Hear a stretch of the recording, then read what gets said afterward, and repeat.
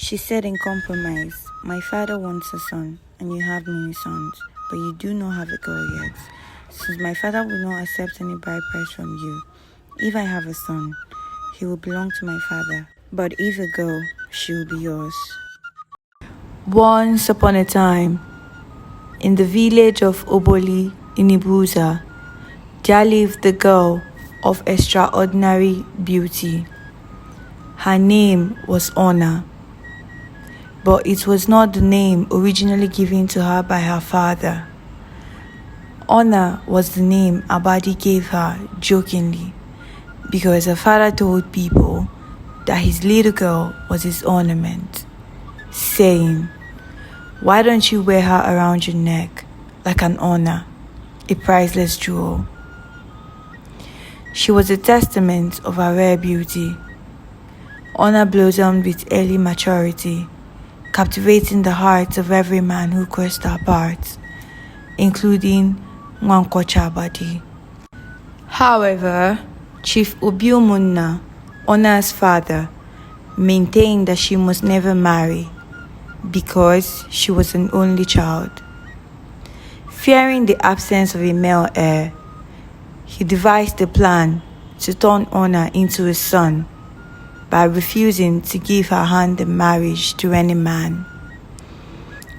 Instead, he granted her the freedom to choose her own partner, with the condition that she produce an heir for him. The plan seemed perfect until Ona fell in love with a wealthy man named Nwokocha Agbadi.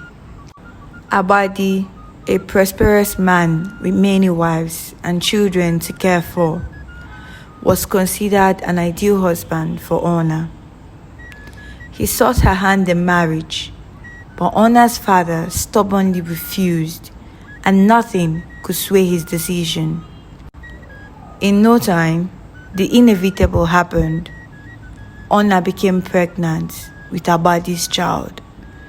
Frustrated by her father's selfishness, tensions escalated between Agbadi and Ona's father, Chief Obiumunna. Ona proposed a compromise. If the child was a girl, she would belong to Agbadi, but if a boy, he would belong to my father. Reluctantly, both men agreed to this arrangement. In the days to come, Ona gave birth to a girl, and the arrangement was honored. Years later, she bore a son, but tragically died at childbirth, along with the child.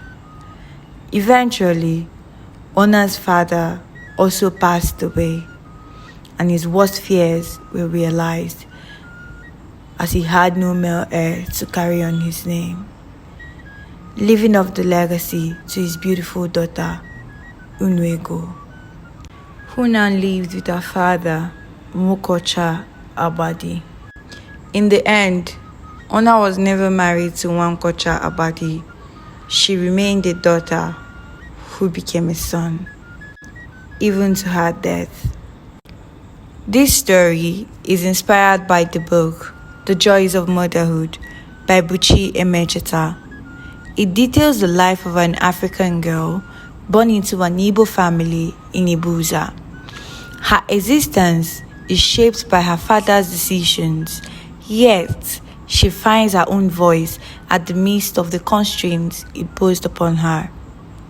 Her father, adamant about not marrying her off, clashed with her lover, who desired nothing more than to make her his wife. In the book, it is depicted that Agbadi would willingly part with all his wives just to be with this one woman. Despite the tragic end to her story, it serves as a prologue to yet another tale, the story of her daughter, Nwokocha, and how her life unfolds in the shadows of her mother's experiences. These are some extractions from this book. The first one is in page 12, where Asteris, Nwokocha Agbadi would not have minded sending all his wives away just to live with this one woman. But that was not to be, People say that she had him bewitched, that she had a kind of power over him. What person in his right mind would leave his big, spacious household and women who were willing to worship him and serve him all the times to go after a rude, egocentric woman who had been spoiled by her father? The second extraction is taken from page 11. As there is, one of these mistresses was a very beautiful young woman who managed to combine stubbornness with arrogance. So stubborn was she that she refused to live with Agbadi. The next paragraph, Honor was Agbadi's name for her, not the name originally given to her by her father, who was a chief, and Agbadi had seen her as a child following her father about. People used to find it strange that a chief like Obiomona would go about pulling a tiny toddler with him, but her father told people that his little girl was his ornament. Agbadi then said jokingly, "Why don't you wear her around your neck like an honor, a priceless jewel?" I hope you enjoyed this video. Stay tuned for our next video where we dive into the dynamics of Unego's life and the legacy left behind by her mother.